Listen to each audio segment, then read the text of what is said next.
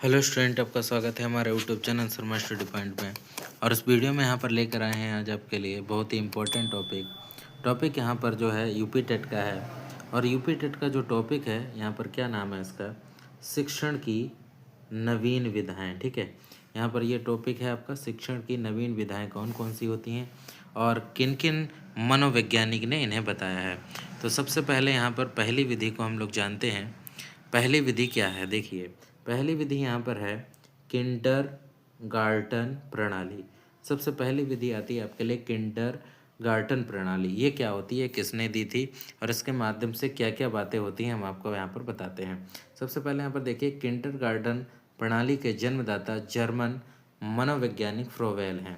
तो सबसे पहले यह बात यहाँ पर यह ध्यान रखेंगे कि किंडरगार्टन प्रणाली के जो जन्मदाता हैं वो फ्रोवेल हैं। ठीक है, उसके बाद यहाँ पर क्या लिखा है, इनके अनुसार विद्यालय बालकों का बगीचा है जिसमें बालक स्वच्छंदता के परिवेश में खेल सकें। ठीक है, इन्होंने ये बात कही थी।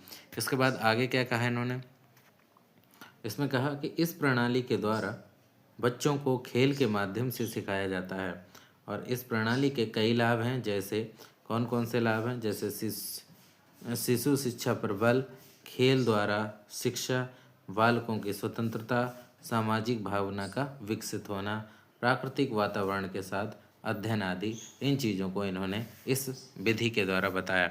अब जो दूसरी विधि थी यहाँ पर, दूसरी विधि का नाम देखिए यहाँ पर क्या है, वो है यहाँ पर प्रोजेक्ट या परियोजना विधि। ठीक है, प्रोजेक्ट या परियोजना विधि ये किसने दी थी, ये जो प्रोजेक्ट और परियोजना विधि दी थी, प्रोजेक्ट शिक्षा प्रणाली का जनक किलपैट्रिक को माना जाता है। इसके अंतर्गत विभिन्न विधियों का प्रयोग होता है। जैसे कौन कौन सी विधियों का प्रयोग होता है इसमें, अध्यापक वाद विवाद यानी कन्वर्सेशन करके के माध्यम से बालकों के समक्ष समस्या उत्पन्न करता है तथा उससे समाधान के लिए कहा जाता है कि वह प्रोजेक्ट के माध्यम से समस्या का समाधान कर सके। प्रोजेक्ट बालकों की इच्छा के अनुरूप दिया जाता है, माने बालक जितना काम कर सके उसी हिसाब से उनको काम दिया जाएगा। प्रोजेक्ट की समाप्ति पर उसका मूल्यांकन भी होता है, यानी काम करवाने के बाद बच्चों से उसके द्वारा उसको चेक करके उसके मार्क्स को भी किया जाता है। अगली जो विधि आती है यहाँ पर, अगली विधि क्या है यहाँ पर देखिए, डाल्टन विधि। ठीक है, डाल्टन विधि है यहाँ पर, ये किसने दी थी यहाँ पर, यह शिक्षा पद्धति वर्ष 1920 में कुमारी हेलन पार्क हर्स्ट ने द्वारा विकसित की गई। अमेरिका के डाल्टन नगर में वह 30 बच्चों की प्रमुख थी। ठीक है, जो आयु तथा योग्यता के आधार पर एक दूसरे से अलग थे। बच्चे माने योग्यता और आयु के आधार पर, उम्र के आधार पर अलग थे। इन बच्चों की शिक्षा के लिए जो विधि अपनाई गई उसे डाल्टन विधि कहा जाता है। तो ठीक है, ये डाल्टन विधि है और ये किसने दी थी, कुमारी हेलन पार्क हर्स्ट ने दी थी। ठीक है, इसके बाद यहाँ पर आती है एक और विधि जो कि यहाँ पर पेस्थोलॉजी विधि है।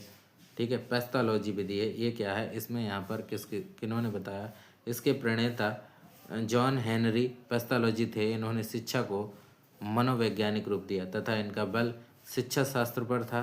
अध्यापक को यह पता होना चाहिए कि बच्चे को कैसे पढ़ाना है, बच्चे किस आयु में सीखते हैं तथा बच्चे किस विधि से अधिक सीखते हैं। शिक्षण विधि की अन्य विधियों में से जैसे यहाँ पर आपको व्याख्यान है विधि, व्याख्यान विधि है, परिचर्चा विधि है, निरूपण विधि है और एक ह्यूरिस्टिक विधि है जो कि अन्वेषण विधि भी कहलाती है। ठीक है, अन्वेषण विधि यहाँ पर या ह्यूरिस्टिक विधि से कहा जाता है। तो इस तरीके से यहाँ पर देखिए आपने कुछ नियम, कुछ शिक्षा के नियम थे जो कि हमने यहाँ पर आपको बताए।